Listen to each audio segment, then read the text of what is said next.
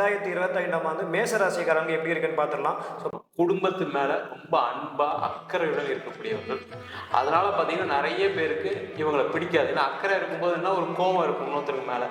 இந்த 10th +1 +2 அது ரொம்ப முக்கியம். அந்த பருவம் தான் ஒரு மனிதனை மாற்றுது. அப்போ அந்த வயதில் இருக்கக்கூடிய அந்த படிப்பில் இருக்கக்கூடிய மாணவர்கள் ரொம்ப முக்கியமாக என்ன படிக்க போகிறோம், என்ன செய்ய போகிறோம், ரொம்ப ஃபோக்கஸ்டாக இருக்கணும். குருவுடைய பார்வை அவங்க ராசிக்கு 9ஆம் இடத்துல விடுறதுனால அவங்களுக்கு பெரிய பிரச்சனைகள் எதுவும் வராது. ஆனால் பிஸ்னஸ் நல்லாவே இருக்கும், ஒன்றும் பிரச்சனை இல்லை. பட் இருந்தாலும் புதுசாக ஆரம்பிக்கக்கூடிய நபர்கள், மேஷ ராசியில் இருக்கீங்க, நான் வேலையை விட்டு பிஸ்னஸ் பண்ணலாம் அப்படின்னா உங்கள் சுயஜாதத்தை பார்த்துட்டு பண்ணுறது ரொம்ப நல்லது.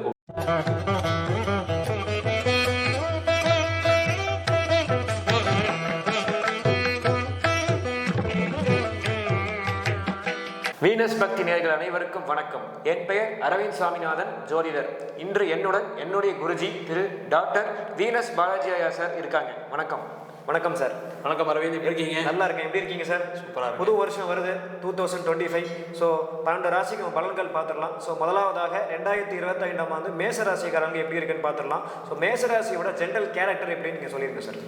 மேஷ ராசி அப்படின்னு சொன்னாவே அதில் வரக்கூடிய நட்சத்திரங்கள் அஸ்வின் நட்சத்திரம் 4 பாதங்கள், பரணி நட்சத்திரம் 4 பாதம், கார்த்திகை நட்சத்திரம் 1ஆம் பாதம் கொண்டவர்கள் இந்த மேஷ ராசி என்பவர்கள். இந்த மேஷ ராசியில உச்சமாகக்கூடிய கிரகம் சூரிய பகவான், ஆட்சி பெறக்கூடிய கிரகம் செவ்வாய். ஆனால் இவங்க எப்போவுமே வேகமாக இருக்கக்கூடியவர்களாக இருப்பாங்க. ஒரு விஷயத்தை எடுத்துட்டாங்க அப்படின்னா அதை செய்யாமல் போகவே மாட்டாங்க. கோபம் அதிகமாக வரும். குடும்பத்து மேலே ரொம்ப அன்பாக அக்கறையுடன் இருக்கக்கூடியவர்கள். அதனால் பார்த்திங்கன்னா நிறைய பேருக்கு இவங்களை பிடிக்காது. ஏன்னா அக்கறை இருக்கும்போது என்ன ஒரு கோபம் இருக்கும் இன்னொருத்தருக்கு மேலே. அப்போ அதனால் இவங்களை நிறைய குடும்ப உறுப்பினர்களுக்கு பிடிக்காமல் இருக்கும். ஆனால் அதெல்லாம் தாண்டி அந்த குடும்பத்தின் மேலே அதிக அன்புடன் இருக்கக்கூடிய அன்பர்கள் இந்த மேஷராசி என்பர்கள் அப்படின்னு சொல்லலாம். சரி, அடுத்ததாக சார் மேஷராசி கிரகநிலைகள் எப்படி இருக்குது? இந்த வர 2025ஆம் ஆண்டு ஆரம்பத்துலேயும் கிரகநிலைகள் எப்படி இருக்குது? இப்போ மேஷராசிக்கு பார்த்திங்கன்னா இந்த வருஷம் கிரகநிலைகள் ஒரு வருட பலன் சொல்லும்போது முக்கியமாக வருடக்கோள்கள் முக்கியம். அதில் சனி பகவான், குரு பகவான், ராகு கேது. சனியுடைய பெயர்ச்சி வருகின்ற மார்ச் மாதம் 29ஆம் தேதி மேஷ ராசி என்பவர்களுக்கு ராசிக்கு 12ஆம் இடத்துல பயிற்சி ஆகக்கூடாது. அதே போல் குரு பகவான் ராசிக்கு 2ஆம் இடத்துலேருந்து 3ஆம் இடத்துக்கு மே மாதத்தில் பயிற்சி ஆகக்கூடாது. அதே போல் ராகு கேது. ராகு மேஷ ராசி என்பவர்களுக்கு மே மாதத்துக்கு அப்புறம் 11ஆம் இடத்துக்கு பயிற்சி ஆக போகிறார். கேது பகவான் 5ஆம் இடத்துக்கு பயிற்சி ஆக போகிறார். இதுதான் இந்த வருஷம் மேஷராசி என்பவர்களுக்கான கிரக நிலைகள். ஸோ முதலாவதாக மேஷராசியில் மாணவர்கள் எப்படி இருக்கும் சார்? அவங்களுக்கு எப்படி எஜுகேஷன் வைஸ் எப்படி இருக்கும் மாணவர்கள்? மேஷராசி மாணவர்களுக்கு அப்படின்னு சொல்லும்போது பார்த்தீங்கன்னா மேஷராசி என்பவர்களுக்கு இந்த குரு பெயர்ச்சி மாணவர்களுக்கு சாதகமாக இருக்கும். முதல்ல ஏன்னா குரு பகவான் புதனுடைய வீட்டில் வராரு. அதுவும் இல்லாமல் 3ஆம் இடத்துக்கு வரும்போது பார்த்திங்கன்னா கம்யூனிகேஷன் லெவலில் பசங்க நல்ல மாணவர்கள் எல்லாமே நல்லா படிக்கக்கூடிய ஒரு நிலை வரும். இருந்தாலும் இவங்களுக்கு 7.5 சனி ஆரம்பிக்குது. ராசிக்கு 12ஆம் இடத்துல சனி பகவான் வரார். அதனால் 7.5 சனி வரக்கூடிய காலகட்டத்தில்னா படிப்பில் கவனம் சிதறல் கண்டிப்பாக இருக்கும். அதனால் ரொம்ப கேர்ஃபுல்லாக என்ன படிக்கணுன்றதை கிளியராக முதலே டிசைட் பண்ணி, அதுவும் முக்கியமாக பார்த்திங்கன்னா மாணவர்கள்னு சொல்லும்போது சின்ன வயசில் இருக்கவங்களுக்குலாம் பிரச்சனை கிடையாது. அந்த 10th +1 +2 அது ரொம்ப முக்கியம். அந்த பருவம் தான் ஒரு மனிதனை மாற்றுது. அப்போ அந்த வயதில் இருக்கக்கூடிய அந்த படிப்பில் இருக்கக்கூடிய மாணவர்கள் ரொம்ப முக்கியமாக என்ன படிக்க போகிறோம், என்ன செய்ய போகிறோம், ரொம்ப ஃபோக்கஸ்டாக இருக்கணும். அவங்களுடைய அம்மா அப்பா அவங்கள கொஞ்சம் கேர் அதிகமாக எடுத்துகிட்டு இந்த 2 வருஷம் பார்த்துக்கிறது, இந்த 2025ஆம் ஆண்டு பார்த்துக்கிறது ரொம்ப ரொம்ப சிறப்பு.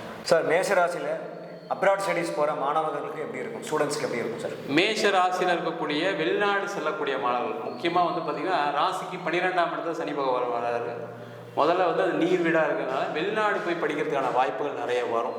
இதில் என்ன ஒரே ஒரு விஷயம் என்னென்னா, அந்த வெளிநாடு படிக்கிறதுக்கு அவங்களுக்கு அந்த தகுதி இருக்காருன்னா அந்த தகுதியை வளர்த்துக்கணும். ஏன்னா அந்த 7.5 சனி வரக்கூடிய காலகட்டங்களில் அது தகுதி இல்லாமல் சில பேர் ட்ரை பண்ணும்போது என்னாங்கன்னா அவங்களுக்கு அதில் ஒரு விரக்தி ஏற்படுவதற்கான வாய்ப்பு உண்டு. அதை மட்டும் அவங்க கவனத்தில் எடுத்துகிட்டு அதுக்கான எக்ஸாம்ஸு, அதுக்கான ப்ரிப்பரேஷன்ஸு, இப்போ பார்த்திங்கன்னா பேங்க் லோன் கிடைக்கலன்னு சில பேருக்கு பிரச்சனைகள் வரலாம். இந்த மாதிரி பிரச்சனைகள் வரதுக்கான வாய்ப்பு இருக்குது. அதெல்லாம் கொஞ்சம் கேர் எடுத்துகிட்டு பண்ணாங்கன்னா கண்டிப்பாக வெளிநாடு போய் படிக்கலாம். அடுத்ததாக சார் மேஷராசியில் தொழில் செய்யறவங்களுக்கு எப்படி சார் இருக்கும்? மேஷராசியில் இருக்கக்கூடிய தொழில் செய்யக்கூடிய நபர்களுக்கு ஒரு 50-50 சான்சஸாக இருக்குது. காரணம்னா 7.5 சனி ஆரம்பிக்கிறது. முதல்ல கவனமாக மேஷராசி என்பவர்கள் பார்த்துக்கணும். 7.5 சனி ஆரம்பிக்கக்கூடிய காலகட்டத்தில் எப்படி இருக்கும்னா நிறைய வாய்ப்புகள் தேடி வர மாதிரி இருக்கும். இப்போ பார்த்தீங்கன்னா நிறைய நான் லோன் கொடுக்குறேன், நீங்கள் ஒரு பிஸ்னஸ் ஆரம்பிங்க, நான் இன்வெஸ்ட் பண்ணுறேன், நீங்கள் ஆரம்பிங்க. இந்த மாதிரி வந்து யாராவது ஒருத்தரை அவங்கள அதிகமாக பேச வச்சு அவங்கள அதிகமாக ட்ரை பண்ண வச்சு சிலர்லாம் ட்ரை பண்ணுவாங்க. அதில் கேர்ஃபுல்லாக இருந்துட்டாங்க அப்படின்னா மேஷராசி என்பவர்களுக்கு தொழிலில் பிரச்சனைகள் கிடையாது. இன்னொன்று என்னென்னா, மேஷராசி என்பவர்களுக்கு குருவுடைய பார்வை நல்ல இடத்துல விழுது. முதல்ல குருவுடைய பார்வை 10ஆம் இடத்துல விழுறதுனால மேஷராசி என்பவர்களுக்கு குருவுடைய பார்வை வந்து அவங்க ராசிக்கு 9ஆம் இடத்துல விழுறதுனால அவங்களுக்கு பெரிய பிரச்சனைகள் எதுவும் வராது.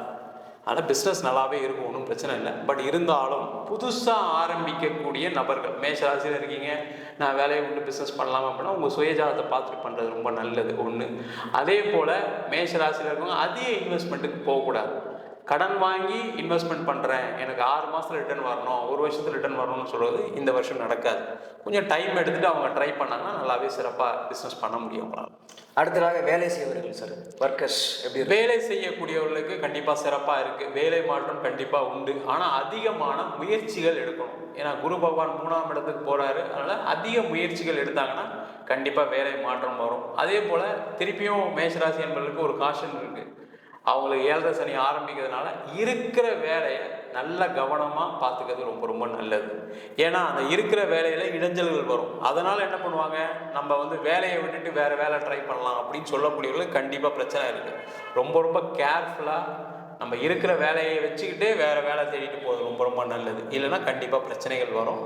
அதே மாதிரி வேலை மாற்றம் சொல்லும்போது பார்த்திங்கன்னா வெளிநாடு சம்மந்தமான வேலை மாற்றம் நல்லா பண்ணலாம். வெளிநாடு போய் வேலை பார்க்குறது, அதே போல் வெளியூர் போய் வேலை பார்க்குறது, அதர் ஸ்டேட்டுக்கு போய் வேலை பார்க்குறது, அவங்களாம் சிறப்பாக பண்ணலாம். ரொம்ப முக்கியமான வெளிநாடு போகணும்னு சொல்லும்போது இந்த பணம் செலவு பண்ணி சில பேர் போவாங்க. அது மாதிரி விஷயங்களில் அந்த பணம் வாங்கக்கூடிய நபர், அந்த வேலை வாங்கி கொடுக்கக்கூடிய நபர் கரெக்டான ஆளா ஒரு வாட்டி 2 வாட்டி செக் பண்ணிக்கிறது ரொம்ப ரொம்ப நல்லது. அதற்கு கடன் வாங்கி கொடுத்து நான் வெளிநாடு போகிறேன் அப்படின்னு ட்ரை பண்ணாமல் இருந்து கையில் இருக்க பணத்தை வச்சு ட்ரை பண்ணாங்கன்னா பெரிய அளவில் பாதிப்பு வராது.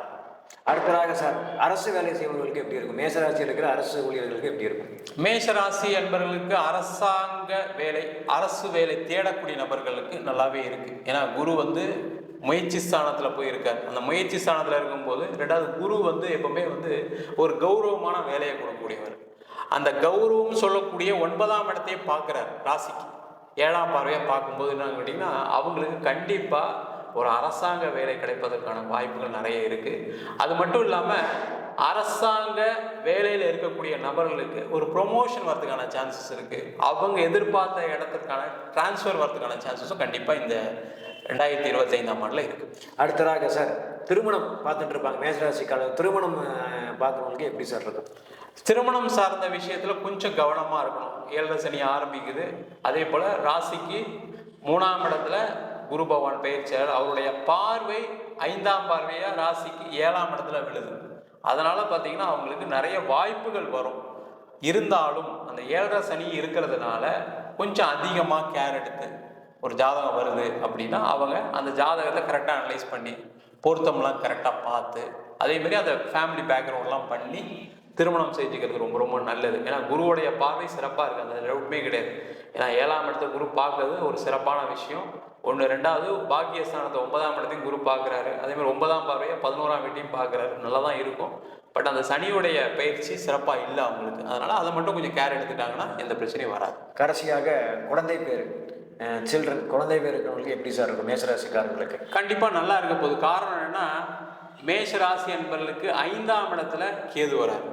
இந்த 5ஆம் இடத்துல கேது வரும்போதெல்லாம் எப்படி இருக்கும் அப்படின்னா குழந்தை இல்லாதவர்களுக்கு ட்ரீட்மெண்ட் மூலயமா குழந்தை கிடைக்கிறதுக்கான வாய்ப்புகள் உண்டு. 1. 2வது அந்த 5ஆம் இடம் சொல்லக்கூடியது குழந்தை பேரு அப்படின்னு சொல்லுவோம். அந்த இடத்துல கேது வர்றதுனால குழந்தை தடை இருக்கு ஏற்கனவே.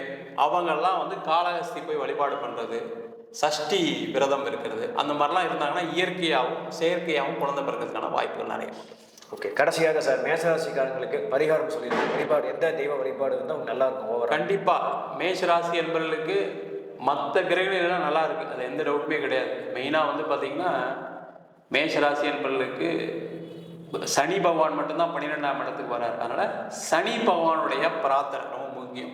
திருநள்ளாறு போகிறது, ஒவ்வொரு வாரம் சனிக்கிழமை சிவன் கோயிலில் இருக்கக்கூடிய சனீஸ்வர பகவானை பிரார்த்தனை பண்ணுறது, சனீஸ்வர பகவானுக்கு ஒரு எள்ளு தீபம் ஏற்றுறது, இந்த மாதிரி விஷயங்கள் செஞ்சுட்டு வந்தாங்க அப்படின்னா எந்த பிரச்சனையும் கண்டிப்பாக இல்லாமல் இருப்பாங்க. அடுத்ததாக மேஷராசிக்காரங்கள எல்டர்லி பர்சன்ஸுக்கு எப்படி சார் ஹெல்த் வைஸ் எப்படி இருக்கும்? வயதானவர்கள் ரொம்ப முக்கியமான கேள்வி. ஏன்னா நிறைய பேர் என்னன்னா யூடியூப்ல சொல்லும்போது இந்த வயதானவர்கள் விட்டுட்டீங்க நீங்க அப்படின்னு கேட்குறவங்க நிறைய பேர் இருக்காங்க. நீங்க கரெக்டாக கேட்டிருக்கீங்க, சிறப்பு. வயதானவர்கள், மேஷ ராசியில் இருக்கக்கூடிய வயதானவர்களுக்கு இந்த வருஷம் நல்லாவே இருக்கும். அவங்களுடைய மருத்துவ செலவுல கண்டிப்பாக குறைவு இருக்கும். அவங்க என்ன பண்ணணும்னா ஒரு வாட்டி போய் செக்அப் பண்ணிக்கணும். செக்அப் பண்ணிட்டாங்க அப்படின்னா அவங்களுடைய மருத்துவ செலவில் கண்டிப்பாக குறைவு ஏற்படும். தேவையில்லாத மருந்துகள்லாம் சாப்பிட வேண்டியது இருக்காது. பட் ஸ்டில் அந்த 12ஆம் இடத்துல சனி பகவான் வர்றதுனால அவங்களுக்கு 7 சனி ஆரம்பிக்கும் போது தேவையில்லாத பயணங்களை தேவையில்லாமல் பண்ணக்கூடாது. நான் இந்த கோயிலுக்கு போகிறேன், அந்த கோயிலுக்கு போகிறேன், இந்த ஊருக்கு போகிறேன் அப்படின்னு தேவையில்லாமல் அலையாமல் இருக்கிறது ரொம்ப நல்லது. ட்ராவலில் ரொம்ப சேஃப்டியாக இருக்கணும், ரொம்ப முக்கியம். அதுதான். அது இருந்துட்டாங்கன்னாவே எந்த பிரச்சனையும் கண்டிப்பாக வயதானவர்களுக்கு வராது. அடுத்ததாக பணம் கொடுத்தல் பணம் வாங்கல் இந்த மாதிரி சூழ்நிலைகள் மேஷராசிக்காரங்களுக்கு எப்படி இருக்கும், எப்படி செட் ஆகும்? மேஷ ராசியில் இருக்கவங்க பார்த்தீங்கன்னா நிறைய பேர் கடந்த காலகட்டத்தில் பணத்தை இழந்திருக்காங்க. எங்கேயாவது இன்வெஸ்ட் பண்ணியிருப்பாங்க, அந்த பணம் திரும்பி வந்திருக்காது. இல்லை எங்கேயாவது ஒரு இன்ட்ரெஸ்ட் கொடுத்துருப்பாங்க, திரும்பி வந்திருக்காது. இல்லை யாருக்காவது ஹெல்ப் பண்ணி பணம் கொடுத்துருப்பாங்க, திரும்பி வந்திருக்காது. அந்த மாதிரி விஷயங்கள்லாம் இந்த வருஷம் ரொம்ப அனுகூலமாக இருக்குது. அவங்களெல்லாம் பணம் திரும்பி வர்றதுக்கான நேரமாகவும் இருக்குது. அதேமாரி மேஷ ராசியில் இருக்கக்கூடிய தொழில் செய்யக்கூடிய நபர்களுக்கு பணம் பரிவர்த்தனை, அதேமாதிரி பணம் தேவைகள் நிறைய பூர்த்தியாகக்கூடிய ஒரு அற்புதமான வருஷமாக இந்த 2025ஆம் ஆண்டு கண்டிப்பாக இருக்கும். அடுத்ததாக சார் மேஷராசிக்காரங்களுக்கு வீடு எப்படி வீடு மனை வாங்குற யோகம்லாம் இருக்கா? இப்படி ஜென்ரலாக சொல்லுங்க, எப்படி இருக்கு? ஆமாம், இப்போ மேஷராசியில் இருக்கவங்களுக்கு பண வசதி கண்டிப்பாக உண்டு இந்த வருஷம். அந்த பண வசதி வரும்போது வீடு வாங்கிறதுக்கான யோகமும் உண்டு. அதே போல் அந்த வீடு வாங்கி வீடு இடமாற்றம் பண்ணுறதுக்கான யோகம் இருக்குது. சில பேர் கேட்பாங்க, எனக்கு வீடு வாங்குறதுக்கான வாய்ப்பு இல்லை, இடமாற்றம் பண்ணலாமான்னு கேட்பாங்க. கண்டிப்பாக இடமாற்றம் பண்ணுறது ரொம்ப ரொம்ப சிறப்பு ஒன்று. அதே போல் இந்த வருஷம் பார்த்திங்கன்னா மேஷ ராசி அன்பர்கள் இடம் விற்க முடியாமல் சில பேர்லாம் இருக்காங்க. வீடு விற்க முடியாமல், அதனால் எனக்கு கடன் வந்துருச்சு, அதனால் எனக்கு நான் ஒரு லோனில் இருக்கேன், அது விற்க முடியாமல் இருக்கு. அந்த மாதிரி இருக்கக்கூடிய நபர்கள்லாம் அந்த இடம் விற்று வீடு விற்று அதன் மூலமாக பெரிய லெவலில் பண வரவு வருவதற்கான வாய்ப்புகள் உண்டு. அதே மாதிரி வண்டி வாங்கணும் எப்படி சார் அமையும்? புது கார் வாங்கணும், புது 2 வீலர் வாங்கணும். 2 வீலரோட பெஸ்ட் இல்லை, காரு நிறைய பேர் ஒரு ட்ரீம் கார் வாங்கணும் அப்படின்னு கண்டிப்பாக அது எல்லாருக்குமே கிடைக்கும். இந்த வருஷம் பார்த்தீங்கன்னா சொன்னேன், குருவுடைய பார்வை நல்லா இருக்கு. குருவுடைய பார்வை பார்த்தீங்கன்னா 3ஆம் இடத்துலேருந்து 5ஆம் பார்வை 7ஆம் வீட்டில் விழுது ஒன்று. அதே மாதிரி 7ஆம் பார்வையோ 9ஆம் இடத்துல விழுது. அதே மாதிரி லாபஸ்தானத்தில் குருவுடைய பார்வை இருக்கு. அப்போ இந்த வருஷம் மேஷ ராசி என்பது நினைச்சது எல்லாமே அடையக்கூடிய ஒரு அற்புதமான வருடமா 2025 இந்த குரு பயிற்சிக்கு வந்த பக்கம் சொல்றீங்க. ஆமாம் சார், இறுதியாக மேஷராசிக்காரங்களுக்கு நீங்கள் பரிகாரம் சொல்லியிருக்கீங்க, எந்த தெய்வ வழிபாடும் நல்லா இருக்கும் சக்ஸஸ் ஆகிறதுக்கு? மேஷராசி என்பவர்கள் ஜென்ரலாகவே பார்த்தீங்க அப்படின்னா மலை மேல் இருக்கக்கூடிய சிவபெருமான வழிபாடு பண்ணுறது நல்லது. அது எந்த மலை மேலே இருக்கக்கூடிய சிவபெருமானாக இருந்தாலும் சரி, இல்லை மலை மேலே இருக்கக்கூடிய சிவலிங்கத்தை ஏதாவது வீட்டிலே வச்சு வழிபாடு பண்ணலாம். நிறைய பேர் போக முடியாமல் இருக்காங்க. அதற்கு மிக ஒரு அற்புதமான இடம் திருவண்ணாமலை. அதை விட வேற எந்த இடமும் கிடையாது. திருவண்ணாமலையில் இருக்கக்கூடிய சிவபெருமான மேஷராசி என்பது வழிபாடு பண்ணாங்க, ஒரு வாட்டி போயிட்டு வந்தாங்க அப்படின்னா 2025ஆம் ஆண்டு வேற எந்த பிரச்சனை இல்லாமல் நல்லா சிறப்பாக இருக்கக்கூடிய ஒரு அற்புதமான வருடமாக இருக்கும். ரொம்ப நன்றி சார், ரொம்ப தெளிவாக சொன்னீங்க. மேஷராசிக்காரங்களுக்கு அவங்களுக்கு ரொம்ப பயனுள்ளதாக இருக்கும்னு நினைக்கிறேன். நன்றி சார். நன்றி, வணக்கம்.